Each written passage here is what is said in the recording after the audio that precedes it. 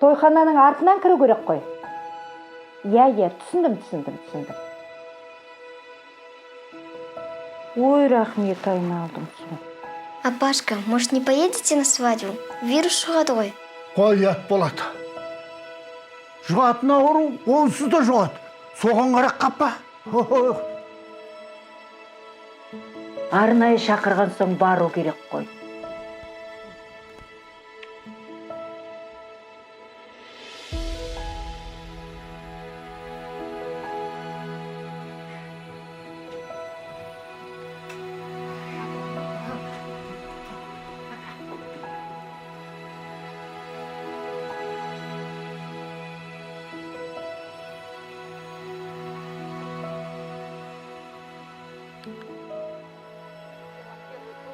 В Казахстане ухудшается ситуация с распространением коронавируса. В крупнейших городах Казахстана зафиксирован рост